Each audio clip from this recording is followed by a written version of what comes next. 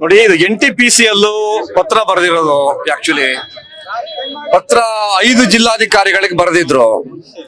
ಶಿವಮೊಗ್ಗ ಜಿಲ್ಲಾಧಿಕಾರಿ ಜಾಗ ಗುರುತಿಸಿ ಇಲ್ಲಿ ಗೋಮಾಳ ಇಷ್ಟಿದೆ, ಜನವಸತಿ ಇಷ್ಟಿದೆ ಅಂತ ಕೊಟ್ಟ ಆಧಾರದ ಮೇಲೆ ಈ ಆತಂಕ ಪ್ರಾರಂಭ ಆಗಿರೋದು.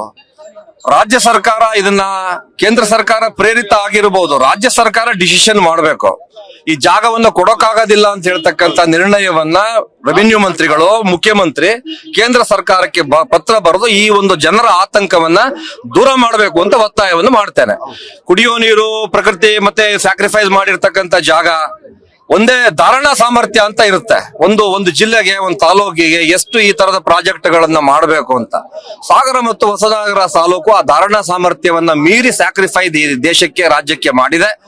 ಈ ಉದ್ದೇಶದಿಂದ ಈ ಅಣುಸ್ಥಾವರದ ಪ್ರಸ್ತಾವನೆಯನ್ನ ಕೈಬಿಟ್ಟಿದ್ದೇವೆ ಅಂತ ಹೇಳ್ತಕ್ಕಂಥ ಸ್ಪಷ್ಟೀಕರಣವನ್ನ ಕಂದಾಯ ಮಂತ್ರಿಗಳು, ಮುಖ್ಯಮಂತ್ರಿಗಳು ತತ್ಕ್ಷಣ ಆತಂಕಿತ ಈ ಒಂದು ಪ್ರದೇಶದ ಜನರಿಗೆ ಭರವಸೆ ಕೊಟ್ಟು ಇದನ್ನ ದೂರ ಮಾಡಬೇಕು ಅಂತ ಆಗ್ರಹ ಮಾಡ್ತೇನೆ. ಸರ್, ಪದೇ ಪದೇ ಸಾಗರ ತಾಲೂಕು ಟಾರ್ಗೆಟ್ ಆಗಿದೆ. ಗೊತ್ತಿಲ್ಲ, ಇದು ಜನವಸತಿ ಕಡಿಮೆ ಇದೆ. ನಮ್ದು ಮುಳುಗಡೆ ಆಗಿರ್ತಕ್ಕಂಥ ಪ್ರದೇಶದಲ್ಲಿ ಜನ ಒಕ್ಕಲು ಹೋಗ್ಬಿಟ್ರು, ಬೇರೆ ಕಡೆ ಹೋದ್ರು, ಅರಣ್ಯ ಬೆಳೆದಿದೆ, ಇಲ್ಲಿ ಜನವಸತಿ ಕಡಿಮೆ ಇದೆ, KPC ಜಾಗ ಇದೆ, ರೆವಿನ್ಯೂ ಜಾಗ ಇದೆ. ಬೇಸಿಗೆದಲ್ಲಿ ಇದು ತೆರವುಗೊಳ್ಳುತ್ತೆ, ಮಳೆಗಾಲದಲ್ಲಿ ಅಲ್ಲಿ ಜನವಸತಿ ಇರಲ್ಲ. ಈ ಸ್ಯಾಟಲೈಟ್ ಸರ್ವೆದಲ್ಲಿ, ವಿಮಾನದ ಸರ್ವೆದಲ್ಲಿ ಜನವಸತಿ ಕಡಿಮೆ ಇರೋ ಪ್ರದೇಶಗಳನ್ನು ಆಯ್ಕೆ ಮಾಡ್ಕೋತಾರೆ. ಅಣುಸ್ಥಾವರಕ್ಕೆ ಬೇಕಾಗಿರ್ತಕ್ಕಂಥ ಮೂಲಭೂತ ಸೌಕರ್ಯ ಇದೆ ಅಂತ ಆಯ್ಕೆ ಮಾಡಿದ್ದಾರೆ. ಆದ್ರೆ ನಾವು ದೇಶದ ವಿದ್ಯುತ್ಗೆ, ರಾಜ್ಯದ ವಿದ್ಯುತ್ಗೆ ನಾವು ಸ್ಯಾಕ್ರಿಫೈಸ್ ಮಾಡಿದ್ದೇವೆ.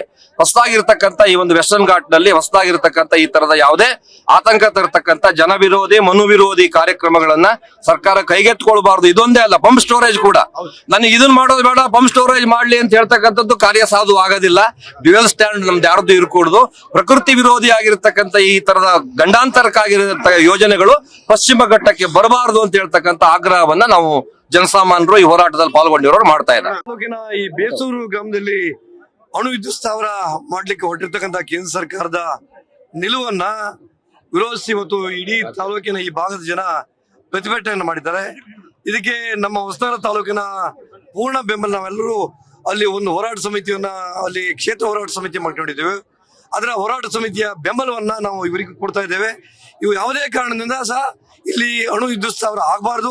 ಸುಮಾರು 65-70 ವರ್ಷಗಳ ಹಿಂದೆ ಮುಳುಗಡೆ ಮಾಡಿ ಜನರನ್ನ ಬೀದಿ ಮೆತ್ತಳಿರ್ತಕ್ಕಂಥ ಸರ್ಕಾರಗಳು ಇವತ್ತಿಗೂ ಅವರಿಗೆ ಒಂದು ವಸತಿ ಸೌಕರ್ಯ, ಮತ್ತೊಂದು ಕೊಡದೆ ಇವತ್ತು ಮತ್ತೊಮ್ಮೆ ಅವರನ್ನ ಬೀದಿ ತರ್ತಕ್ಕಂಥ ವ್ಯವಸ್ಥೆಯನ್ನ ಮಾಡಿದ್ದಾರೆ.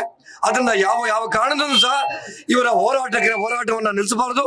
ಇದಕ್ಕೆ ನಮ್ಮ ಹೊಸನಗರ ತಾಲೂಕಿನ ಎಲ್ಲ ಪೂರ್ಣ ಬೆಂಬಲ ಇದೆ. ನಾವು ಸಹ ಇದ್ರ ಜೊತೆಗೆ ಸೇರಿಕೊಂಡು ಜೊತೆಗೆ ಕೈ ಜೋಡಿಸಿ ಅನ್ನೋ ಮಾತನ್ನು ಈ ಸಂದರ್ಭದಲ್ಲಿ ಹೇಳ್ತೇವೆ. ಎಲ್ಲರಿಗೂ ನಮಸ್ಕಾರ.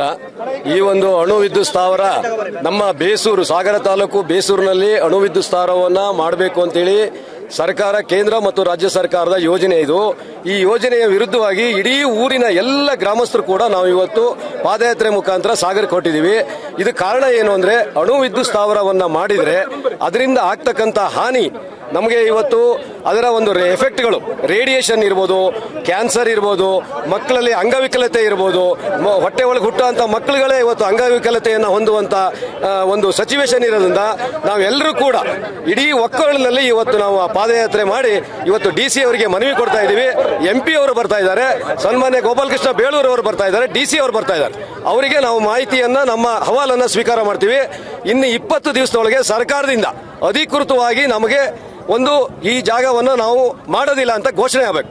ಅಲ್ಲಿವರೆಗೆ ನಾವು 20 ದಿವಸ ಇವತ್ತಿನ ಹೋರಾಟವನ್ನು ಮಾಡಿ 20 ದಿವಸ ಗಡುವು ಕೊಡ್ತೀವಿ. 20 ದಿವಸದ ಮುಂದೆ ಮತ್ತೆ ಹೋರಾಟ ಸ್ಟಾರ್ಟ್ ಆಗುತ್ತೆ. ಸರಿ, ಇವತ್ತು ನಾವು ಪಾದಯಾತ್ರೆ ಮುಖಾಂತರ ಬಂದು DC ಅವರಿಗೆ ನಾವು ಮನವಿಯನ್ನು ಕೊಡ್ತಾ ಇದ್ದೀವಿ. ಇನ್ನು 30 ದಿವಸದೊಳಗೆ DC ಅವರು ಅದನ್ನು ಪರಿಗಣನೆ ಮಾಡಿ ಸರ್ಕಾರಕ್ಕೆ, ಈಗ ತಾನೇ ನಾವು ಕೆರೆಕೆ ಪ್ರಸನ್ನ ಅವರು, ನಮ್ಮ ಪ್ರಶಾಂತ್ ಅವರು ಹೇಳ್ದಂಗೆ ಸರ್ಕಾರಕ್ಕೆ ಅವರು ಪತ್ರದ ಮುಖಾಂತರ ಬರೆದು ಕೇಂದ್ರ ಮತ್ತು ರಾಜ್ಯ ಸರ್ಕಾರಗಳು ಇದನ್ನು ಕೈ ಬಿಡಬೇಕು. ಕೈ ಬಿಡದೇ ಇದ್ರೆ 30 ದಿವಸದ ನಂತರ ಇದರ ಪ್ರತಿಭಟನೆ ಉಗ್ರವಾಗಿರುತ್ತೆ. ಇದು ಯಾವ ರೀತಿ ಇರುತ್ತೆ ಅಂದರೆ ಅದನ್ನ ನಾವು ಆಮೇಲೆ ಹೇಳ್ತೀವಿ ಅದು ಹೆಂಗಿರುತ್ತೆ ಅಂತೇಳಿ. ಪ್ರತಿ ದಿವಸ ಕೂಡ ನಾವು ಸಾಗರದ AC ಕಚೇರಿ ಮುಂದೆ ಟೆಂಟ್ ಹಾಕಿ ದಿವಸ 100 ಜನ ಸತ್ಯಾಗ್ರಹ ಮಾಡ್ತೀವಿ. 30 ದಿವಸದ ನಂತರ 30 ದಿವಸದವರೆಗೆ ಅವರಿಗೆ ನಾವು ಗಡುವನ್ನು ಕೊಡ್ತಾ ಇದ್ದೀವಿ. ಯಾವುದೇ ಕಾರಣಕ್ಕೂ ಇದನ್ನ ಮಾಡಿಕೊಡ್ದು ಇದನ್ನ ಬಿಡಬೇಕು, ಕೈ ಬಿಡಬೇಕು ಅಂತೇಳಿ ನಾನು ಆಗ್ರಹ ಮಾಡ್ತಾ ಇದ್ದೀನಿ. ನನ್ನ ಹೆಸರು ಇಂದುಧರ್ ಗೌಡ್ರು ಅಂತೇಳಿ, ನಾನು ಹೋರಾಟ ಸಮಿತಿ ಅಧ್ಯಕ್ಷರು.